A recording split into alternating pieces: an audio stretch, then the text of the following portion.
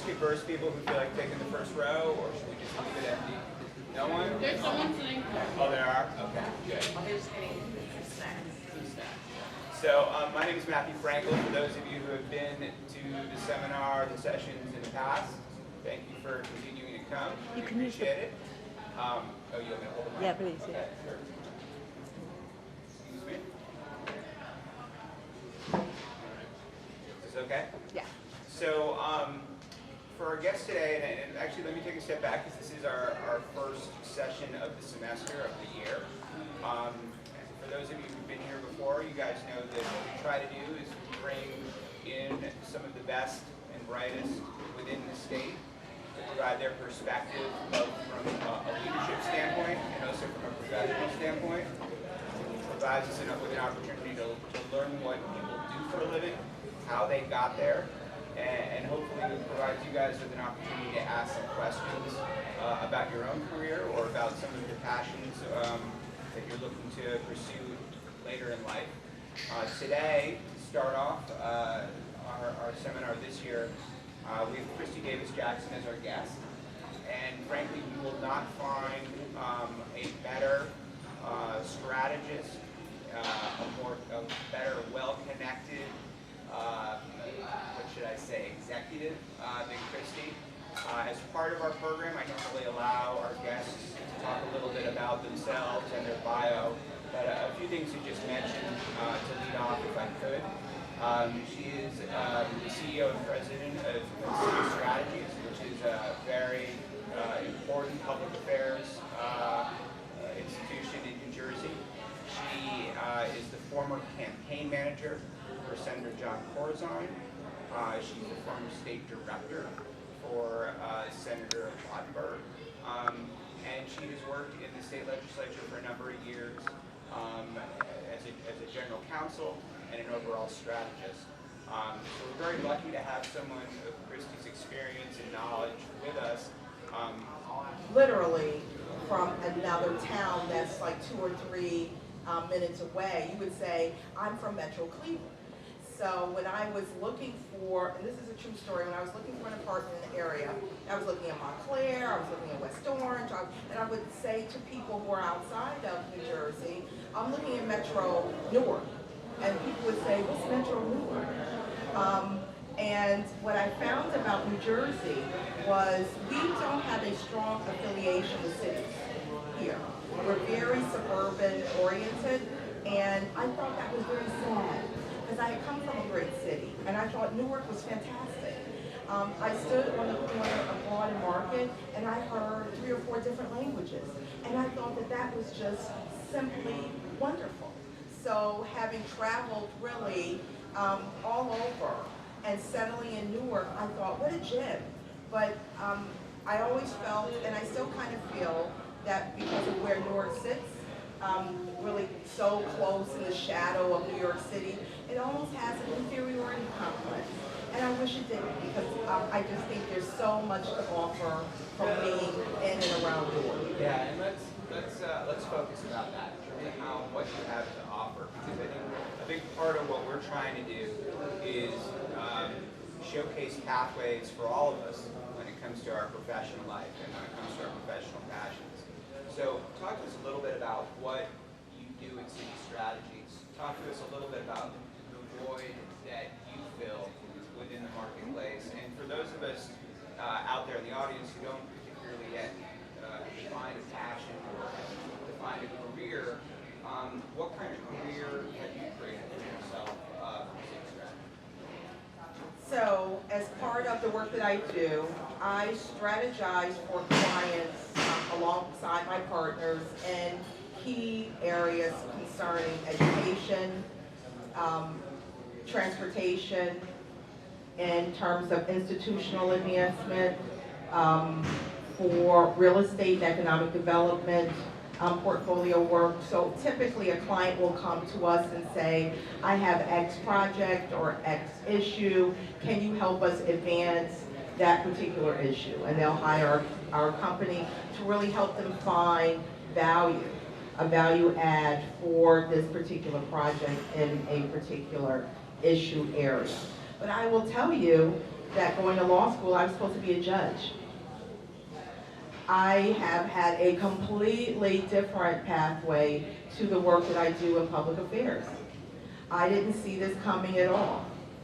Right after, so in law school is very competitive in the third year. So the first couple years, everyone, the summer times are when you sort of institutionalize what you've been doing during the year, and you'll work in either a law firm or you'll work in some public service sector experience capacity. But by second year, going into third year, everybody starts thinking, what am I going to do post-law school?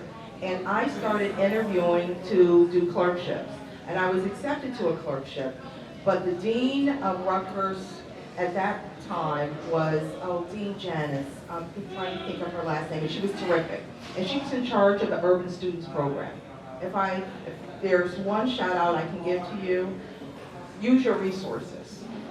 Use your resources in college. She came to me and she said, I think it's exciting that you're thinking about a clerkship, but I'd like you to go and see this state legislator.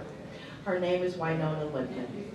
She is the first woman who was elected of color in the New Jersey legislature. And we think she's terrific. And she just happens to represent the 29th Legislative District, which was then the most challenged district in the state, even beyond Camden.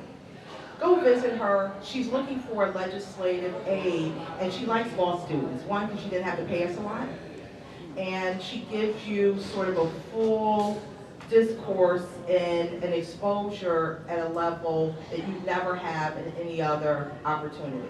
So, go see her. I said, well, I'm going to be a clerk. I'm going to clerk, and I'm going to be a judge. In fact, I should be the person that's under scrutiny at the Supreme Court now, because I didn't do bad things to young ladies when I was 15 or 17. So I should be absolutely the person interviewed. That's my thinking. I should be on the U.S. Supreme Court. This is an opportunity for me, and I'll go and check out this legislator. And let me tell you, 4 hours later, I had created an entirely different pathway for my life.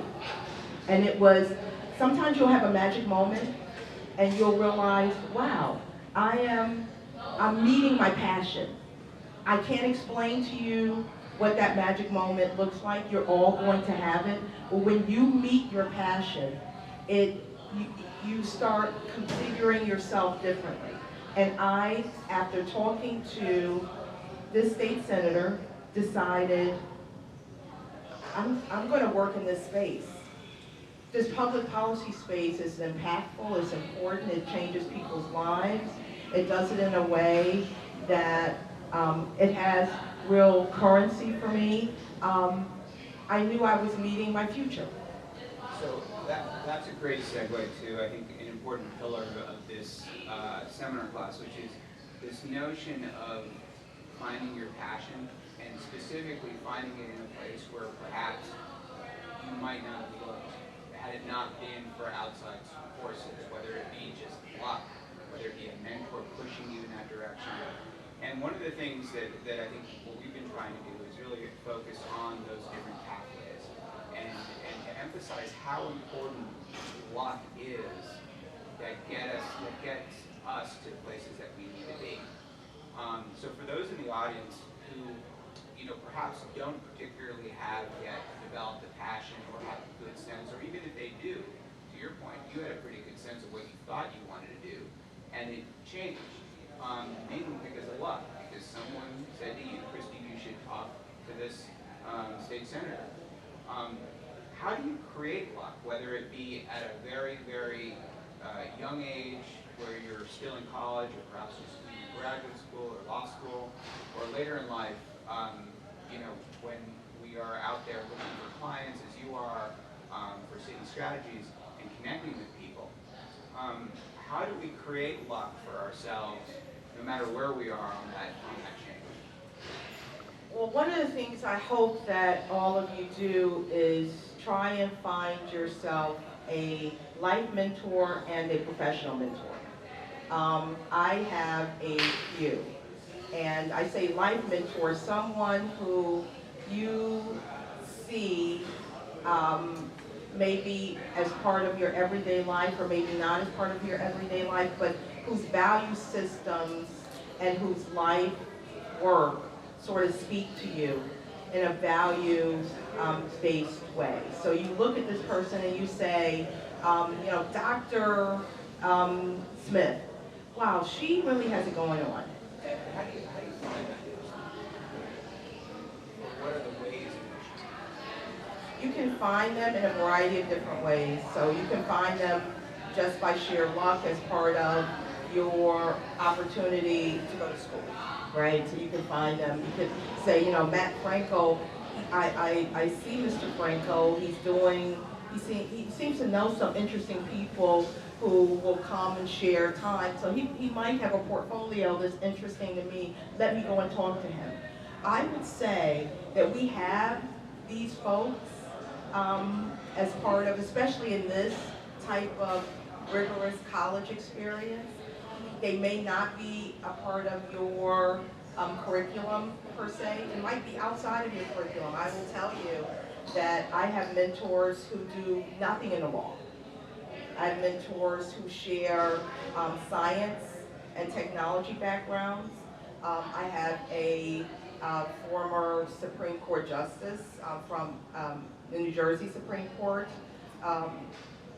Justice Zali, who is part of my mentor group. So I look at people who sort of are interesting to me, and I'm not afraid to ask them questions. I think one of the things that we have to be, and you can be more of this, I say that to my son who's here, Seth, wave your hand, he's 13, is to be curious. You know, be curious about what people do and how they do it. I'm very curious. I was on a plane recently and I had the most interesting conversation with a flight attendant who was in her second career. She was 59 years old. She had spent her life in the education space. She decided at 52 that she always wanted to be a flight attendant but didn't want to pay for her flight experience, her worldwide global travel. So she said, I can be a flight attendant. Isn't that interesting? And we talked. And I was sitting, I happened to be sitting in first class, but rather than talk to a stodgy business person, because you know, a lot of them don't like to talk to you, I like to talk to anyone. But I was really curious because she had a conversation with me, and it might have been woman to woman, concerning her kids. So we found a comfortable space to have a conversation. You would be really shocked at how similar and how different we are. So don't ever be afraid to be intellectually curious. Yeah, so really I think what we're talking about, or what Chrsty, you're kind of promoting, is this idea of creating your own love, and meeting people, seeing them, connecting with them. What about those who might not necessarily have the kind of characteristics or the leadership traits that you might have in terms of the comfortability of introducing themselves, maybe they're second guessing themselves? Talk a little bit about, you know, folks in the audience who may have a little bit of a hesitation in doing that, but also maybe emphasize or talk a little bit about the difference between risk and reward, what kind of benefit you can get from being so proactive and meaningful.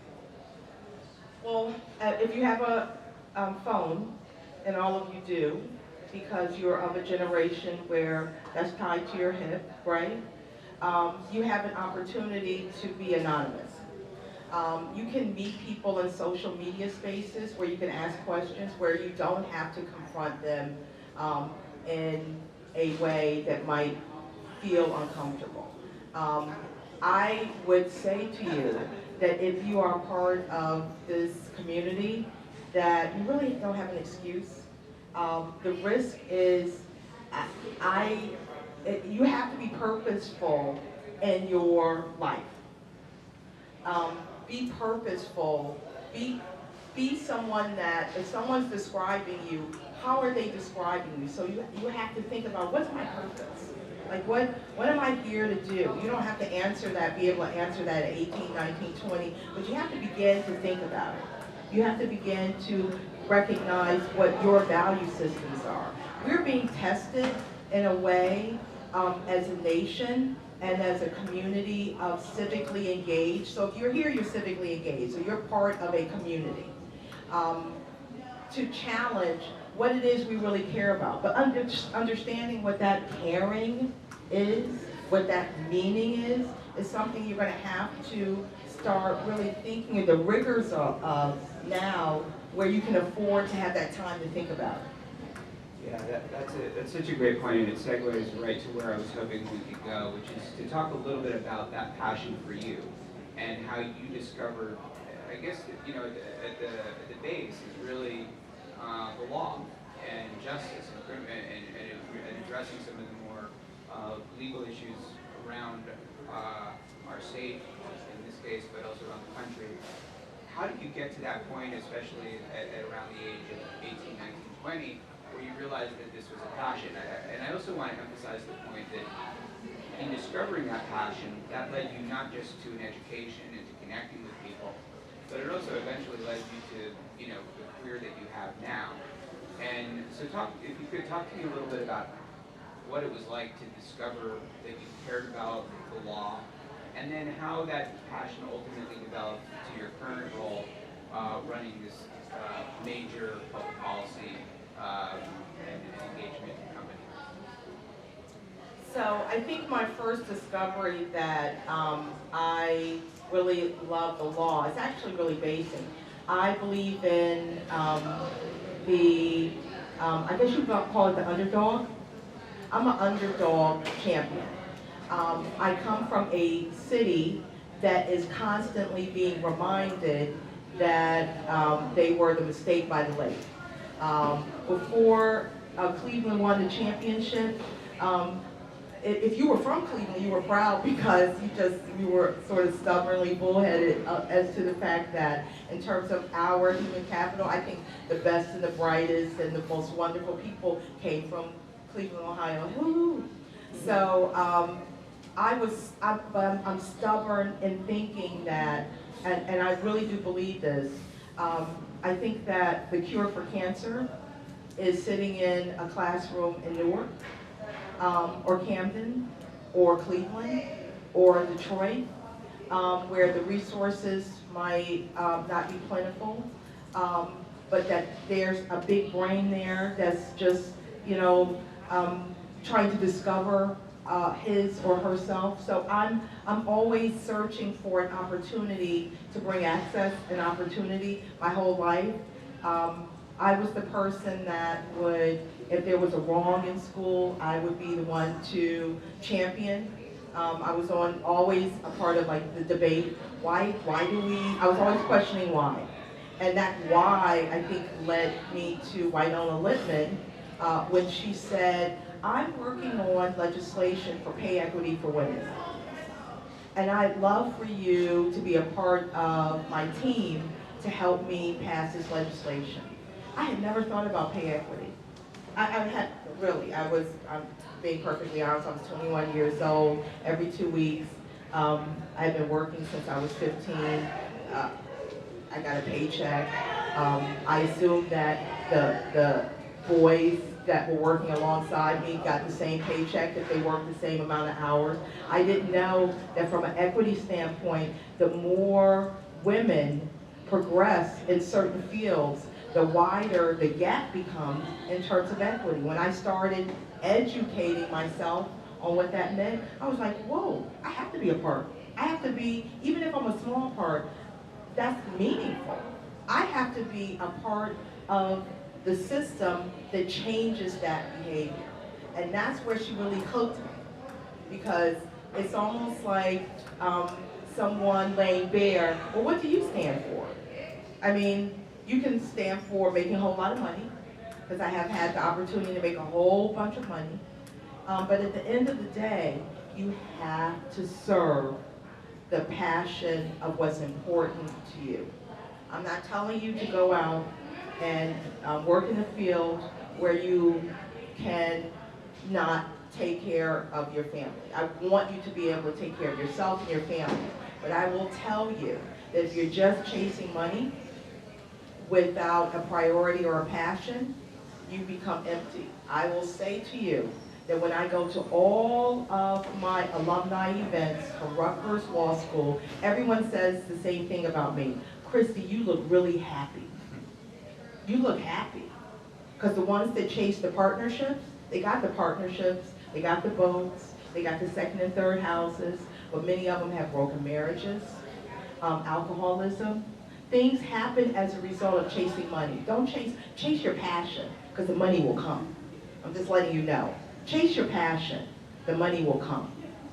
Chase your passion. And I found my passion in having a conversation with Winona. But I had to be unafraid too, because I remember I was on a whole different pathway. It was a prestigious pathway, but I took an extremely deep pay cut to work in the legislative government affairs, public policy side, and that took a sacrifice. So I think sacrifice may be in order as well.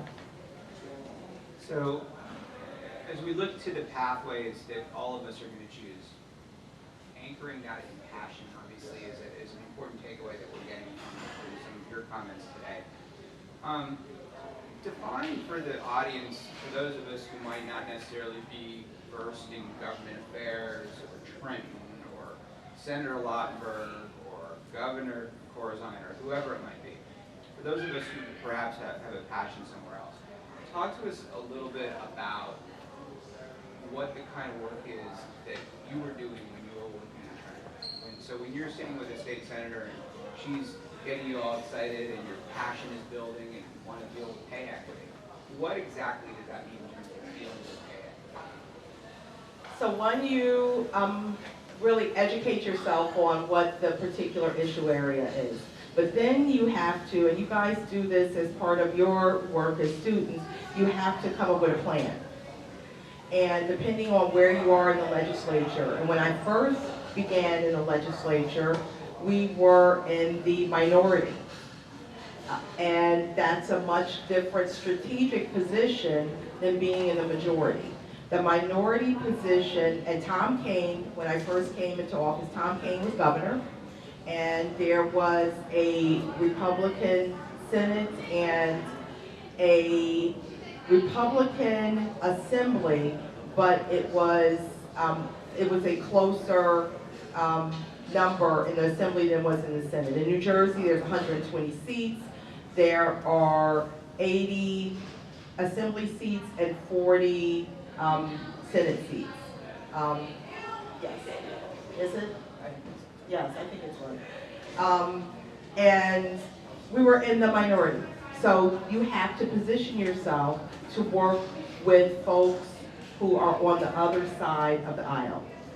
And what does that teach you? How to work cooperatively. And cooperation, I know it's not a watchword that a lot of folks like, but figuring out how you can get what you want done. So at the end of the day, you want X.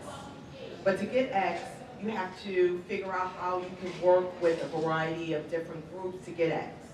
So you have to then get to know different legislators. And what I chose to do, and it was something that my grandmother, who, I'll never forget a story my grandmother taught me. So there's a very famous hotel in the city of Memphis. It's called the Peabody Hotel. And there are, I think, 3 Peabodys across the country.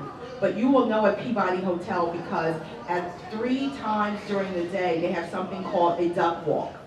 And they have trained ducks who walk through the lobby. And these ducks are treated like kings and queens. If you've ever seen it, it's actually fabulous. People actually come from all over the globe to watch these ducks walk. My grandmother was a maid at the Peabody Hotel for 25 years. And when she first began her career as a maid, she told me a story.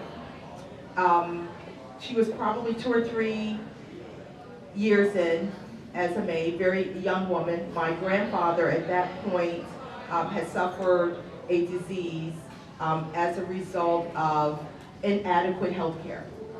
He had diabetes, he had something amputated. But if you know about healthcare inequity, and this is, I'm going to do a roundabout way of why public policy is so important.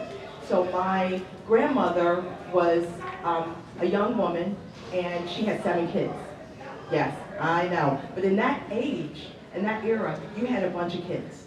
And people got married very young. So they had gotten married at like 16 or 17, and let's say she was like 27. So she had 7 children to feed. And she worked as a maid. And working as a maid during that era, it was in the 40s and the 50s, was actually a really desirable job because you got great tips.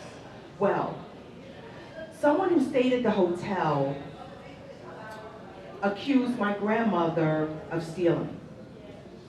And she was brought into an office, and during that day there was no, you as a black woman, you didn't have a sense of access for pleading your case.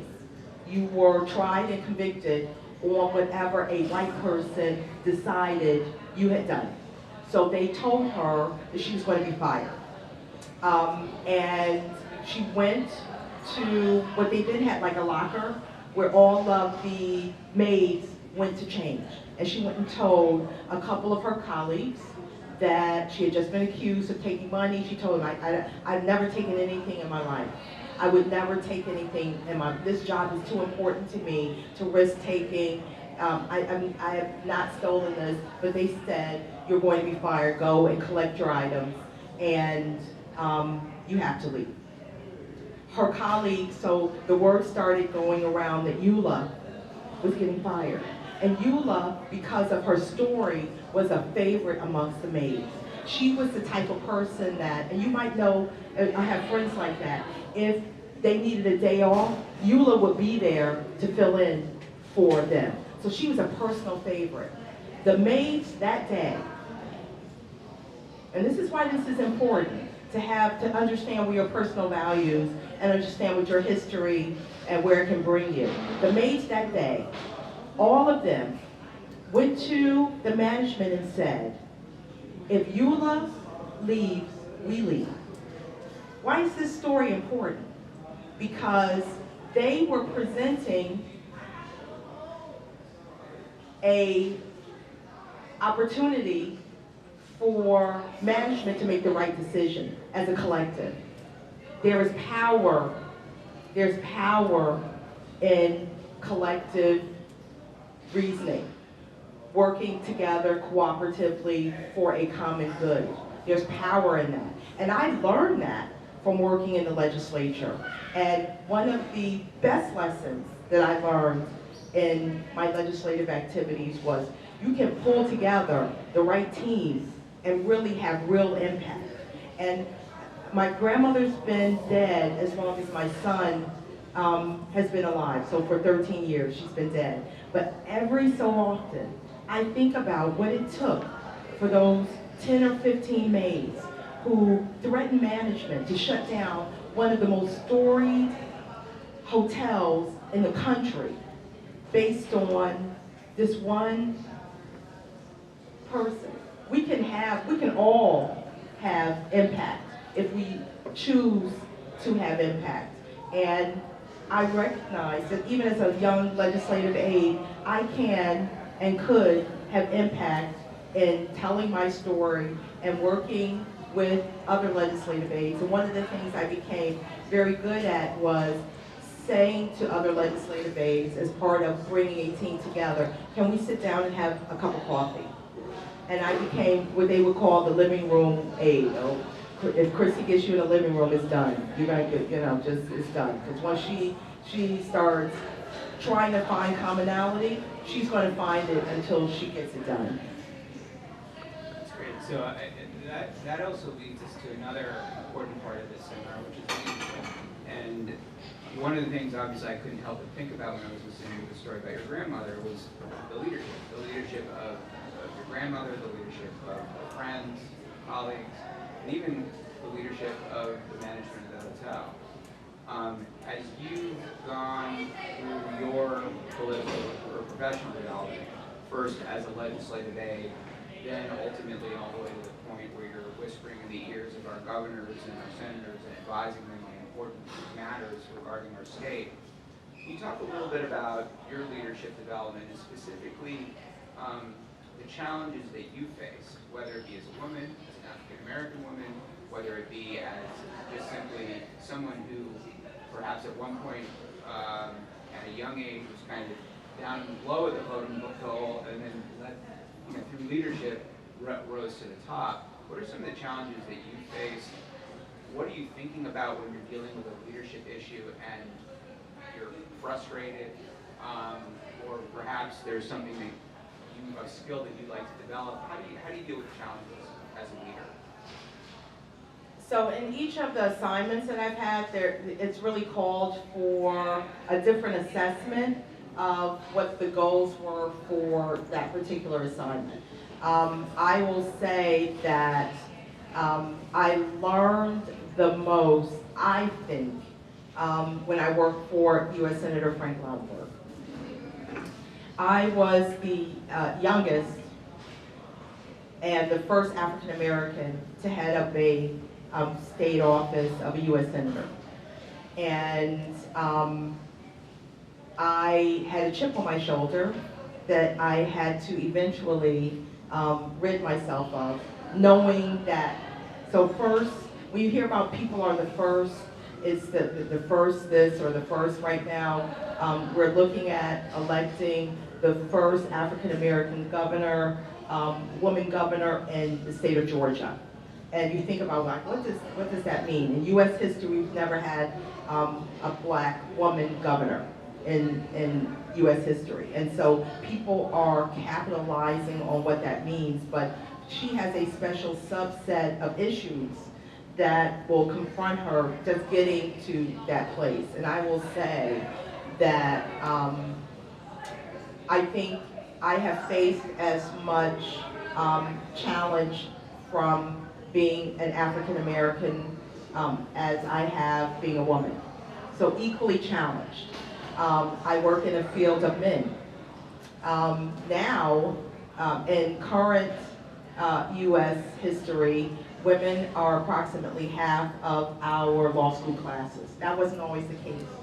I don't know if you guys have been following Ruth Bader Ginsburg, and if you have not seen this documentary, I think they call it the Real RBG. Oh, it's fantastic. Watch it. Watch it. It brings really alive the special challenges it takes to be other. If you are a brown person in this country, or a person of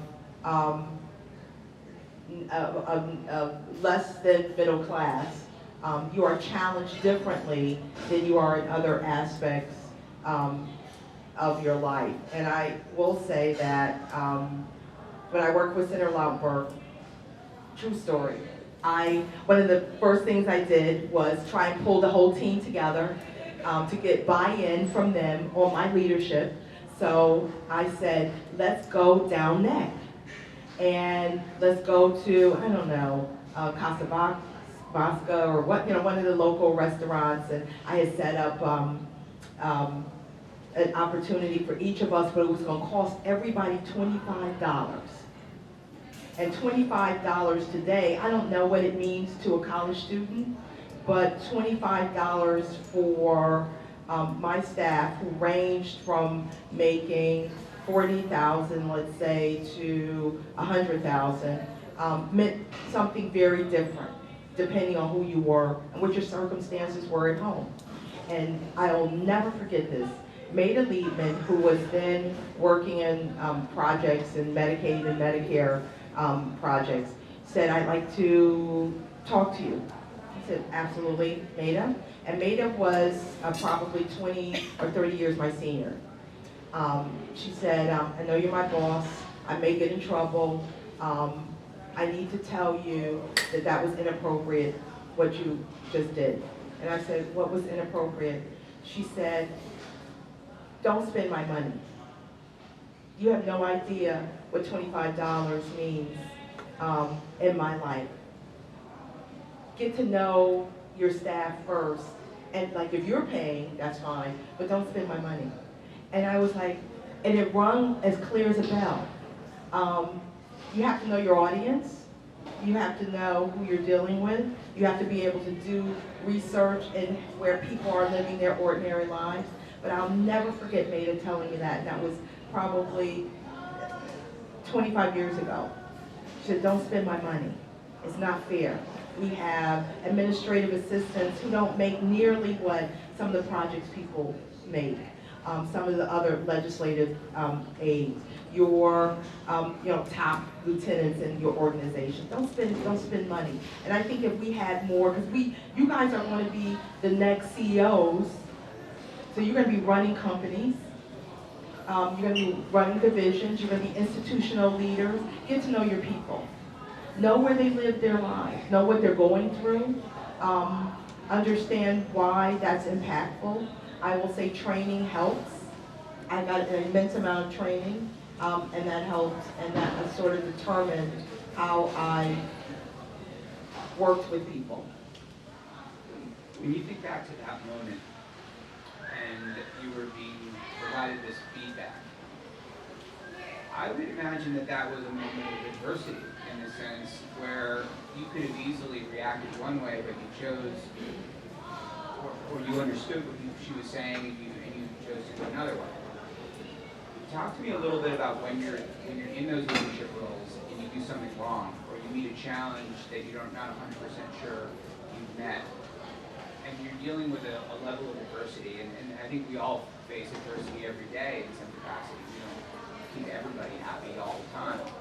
What's going on in your brain during those moments, whether it be back when you were working for Senator Lautenberg, or even today, as a leader within this state, within our community, as someone who runs a successful business, when you're faced with, when you make a mistake, how is your brain working when you realize that mistake has occurred?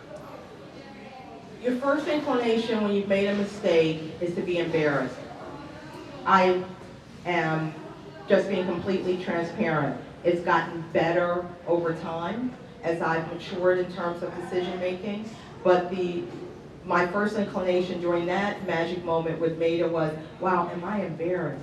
I wonder how they're looking at me. What do they see? Do they think, am I that green that I wouldn't have factored in? What are they thinking? Good leaders understand that what they're thinking is, how are you leading us? What are next steps? Saying that you made a mistake and really finding a way forward is really the sign of maturity and good leadership, and that takes time. Good leaders understand that mistakes happen. You can't be rewarded without risk. You will lay a couple of eggs as part of your careers. You pick up, you continue on. There's no shame in failing. In fact, some of my worst failures have led to some of my greatest successes. And that is something that a lot of leaders don't talk about. They talk about, getting the corner office and the new Tesla and the great innovative discovery. But they don't talk about all the heartbreak along the way. They just don't talk about it. Those stories, that grit, like, you gotta develop grit in a way that when you're challenged, it'll be okay. And some people have backgrounds that have given them grit, but giving yourself grit in your own personal space is actually different than really becoming part of just the narrative of your life. This type of grit that you're developing as students now is a different type of grit. And to really get to that top echelon of leadership, you have to be able to go through a little something. So during this Q&A, I think we've learned how fearless Chrsty is. We've learned how committed she is to the state. We also learned a lot about her keys to success. What I'd like to do now, and maybe our conversation has gone on a little bit too long, and that's my fault, I do want to make sure that we have plenty of time for Chrsty to get to know the audience, and also for the audience to ask any questions that might be on their mind, whether it be about her career, whether it be about just questions that you guys might have at this point in your academic lives. Do you want us to use the microphone? Or? Yes, Yeah. please. So whoever's going to be the first volunteer to ask a question, I'm going to pass the mic on, and then we can just kind of work the mic around a little bit.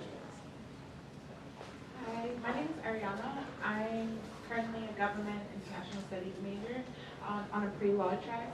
And my question it's in regards to diversity. How did you balance the fact that you're most likely going to be in a room that's not full with African American women and people of like any person of color? How did you balance that with your goals and your purpose? So my first day of law school, and in law school they do something that's quite treacherous and horrible. They tell you to look in front of you, look behind you, look to the side, look to the other side. They say half of these people will not graduate with you, and it's okay. We want the creme de la creme, and we really don't care if half of these students aren't prepared to become attorneys. Now, imagine how frightening that is. We had the first day of law school, you have a syllabi, you have a couple cases to read. They have what they call the Socratic method. So your professor looks down at a lookbook, he sees Ariana, what's your name, Ariana? He sees Ariana, what's your last name? Bell. Ms. Bell, can you give me the fact pattern for Smith versus Cole? And you're in a room with 300 students, 90% of them are white, 70% are men, and you're being asked to, and you're trying to remember, because you did read it the night before, and you did study, because you knew you might be on the hot seat, but you're being put on the spot, and you're having to figure out, how am I going to get through that moment, as being on a hot seat, and not wanting to embarrass my race or my gender. One thing I got over very quickly, everybody's embarrassed. There are very few people who have the hubris of arrogance not to understand that that moment is just one that is sweat-inducing. Everybody, so you just sort of learn that we're all sort of in this thing differently. After my class, because I was called on, so I was Ms. Bell. I was called on, I was the first person called on during the first day of law school, and my professor came to me afterwards and said, good job. And he asked me a question, and he said, did you go to women's schools? And I said, I did. My first coeducational experience was actually law school. So I had mastered the art of not thinking, with all due respect to you wonderful, handsome young men in the audience, that you even existed or I cared about you. I was part of a DNA that empowered women. I will say, you have to get your muscle about you in those spaces. You have to come correct. You have to study more, leap higher, reach further, see bigger, not be put off by people who think less of you. I will tell you, a couple weeks ago, someone questioned why I was in a room, and I was there to speak and deliver the message, but there was not an expectation that I should even be there. You have to sort of think, people who think in that space are not global creatures. If you go across this globe, and I happen to study at the London School of Economics at Richmond College in London for a year, and I had the opportunity to work at the House of Commons. And what was great about that institution was it was full of people who just cared about preserving the English tradition of jurisprudence. So were they favoring themselves? Absolutely. Was I blessed to be there? Absolutely. But I never looked at it as an opportunity not to get what I wanted to get out of that experience. So buck up, shoulders back. You're smart because you filled out an application that somebody looked at and assessed and acknowledged, and you were accepted to Bloomfield College. So you passed one rung, right? You're going to graduate from this college and you're going to go and work somewhere. You're going to have the opportunity to network in those situations. Use that networking opportunity. Don't be afraid to come to a Chrsty Davis Jackson and say, can I have a cup of coffee? I just want to pick your brain.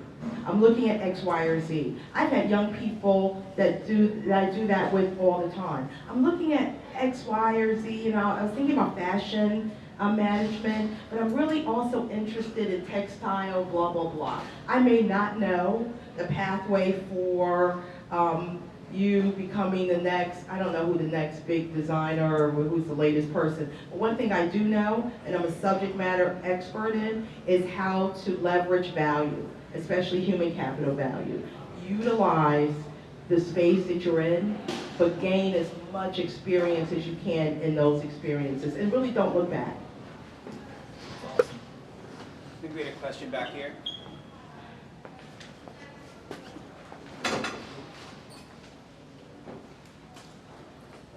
I couldn't help but notice that you mentioned the person who's running for the governor's seat of Georgia. So I was curious as to how embedded you were in our American politics. Were you thinking about perhaps becoming the next prosecutor, preferably for the Southern District of New York? Please.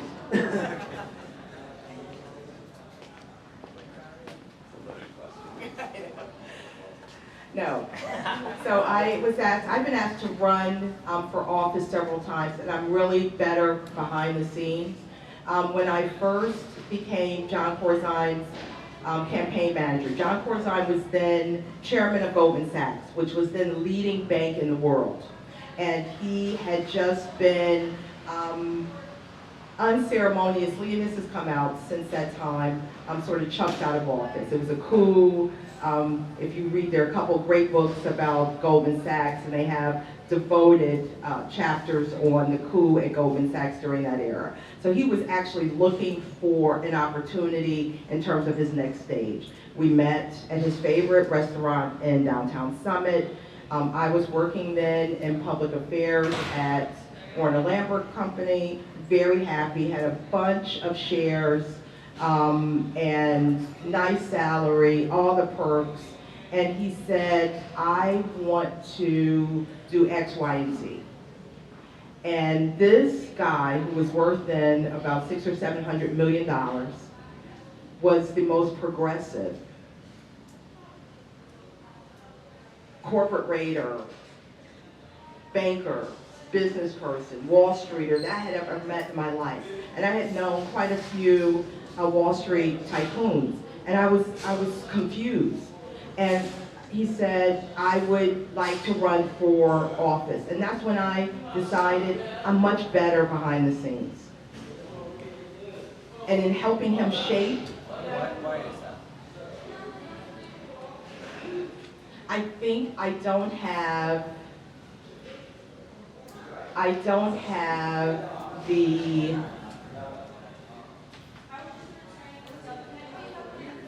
okay. What do you have that makes you better behind?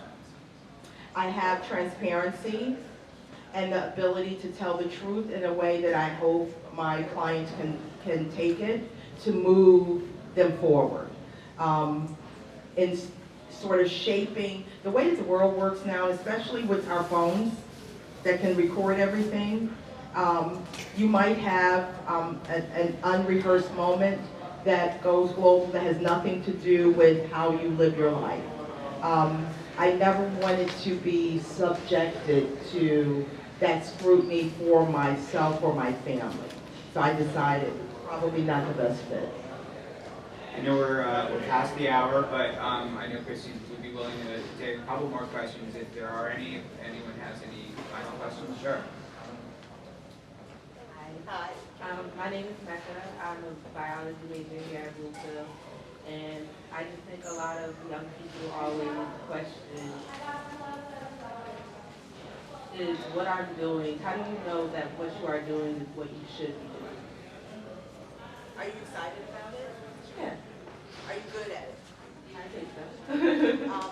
The best, I think, one of the best teachers that I think in my life is go and try to do something else. And maybe if it leads you, so I thought growing up, I wanted to be a fashion designer. I didn't really have a strong fashion sense, but Norma Kamali during that time period was just like glorious. And I thought I wanted to be a fashion designer. Go and do something else and maybe come back to it. And that might teach you that, you know, I work well in biology.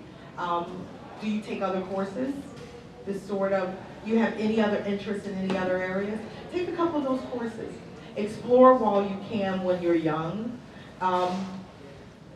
When you speak with executives that go into second careers, some of them go into these wildly divergent career settings. So you might have a guy who worked in IBM for 40 years who suddenly becomes a barber or baker, or someone who hand glides in, you know, Hawaii. Some say that's because they haven't really found their true passion. But try and discover some other areas. We can do other things. That's the beauty of life. So you could be a researcher, scientist, physician, who also hand glides on the weekends or serves, or bakes cakes that are as beautiful as anything that you see on television. I don't know where that extra thing is, but you can do other things. What we find ourselves, and it's really because of your generation, people are multidimensional. And that's really terrific. So you don't have to just stay in this box, right?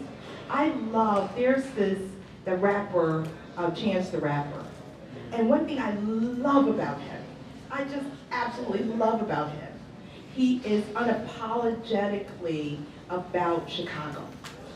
Like, he doesn't care what you care about, that he doesn't care what you care about. He is unapologetically caring about Chicago, and then he's unapologetically caring about young people. And he has stayed in this space where he said, I might entertain running for office. I might do this over here. I rap, so it affords me the opportunity to leverage that in ways where I have a voice that really translates into all other areas. I think he's dynamite. But he's not just a rapper. In fact, I look at him as a different type of entrepreneur. He is, to me, a wordsmith at a whole another level. He's a public advocate. I mean, he's talking about spaces that really, people didn't look at rappers as doing anything except rapping. But this man talks in public spaces, and he never allows the soapbox not to shine on what he wants to think about. So this researcher, scientist, physician, head of the World Health Organization in 10 years. I don't know where you're going to lead, but I do know that you're not just going to be those things. You're going to be maybe a wife, a mom, a hand glider. I keep going back to hand gliding because I just read this story about a wonderful hand glider who's also a scientist. So come and I'll show you the article. I think I have it in the car, but I'll send it to you, so give me your information. But you can do a lot of other things. Any other questions? So I have a final question for Chrsty to end on. I know that you're a huge fan of Barbara Jordan, as most anyone in politics is. For those of you who don't know, she's a former congresswoman who we lost a few years ago. She's given two keynote keynote speeches at the Democratic National Convention, both in 1980 and then in 92. So I'm going to paraphrase one of her questions that she posed to the audience, which is change from what to what? Is there a specific change in your life, professionally of course, that you wanted to showcase for the group to show that kind of different path that you're suggesting? And I'm not advocating that you hang gliding, but if you've done it, great. But is there a change in your career that you would like to just kind of summarize? So I changed from being completely behind the scenes to doing opportunities like this. I was the person who, if you said, go into that room and really design or devise the strategic plan to do X, Y, or Z, I was your gal. I started being asked to, and it wasn't always comfortable for me, to come and speak to young audiences, especially young audiences of color, and talk to them about how you got there and impact in the ways that you do. And it wasn't always comfortable for me.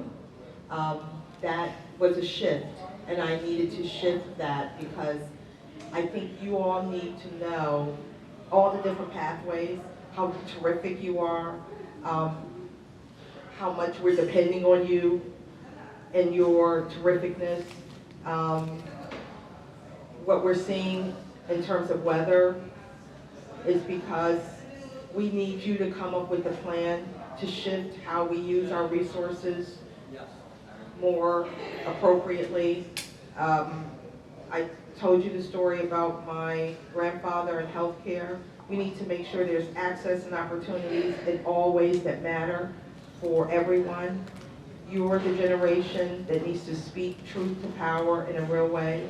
I am flabbergasted and awakened by the energy that you have provided to a voice of youth engagement in this country. We think is fantastic. You need to take that now and really translate that into public policy so that it impacts everyone's life. We want to see that. That's important to us. I pray for you all the time. I think about you guys all the time. I have a 13-year-old son that I'm turning everything over to him because at the end of the day, this is yours. And what are you going to do with it? And I think that's the million-dollar question. What are you going to do with this? Well, for the benefit of all of us in this room tonight, we're glad that you made that change and that you speak more regularly to audiences like this. And hopefully we can have you back at some point. But thank you so much for joining us. And we'll see you at Chapman.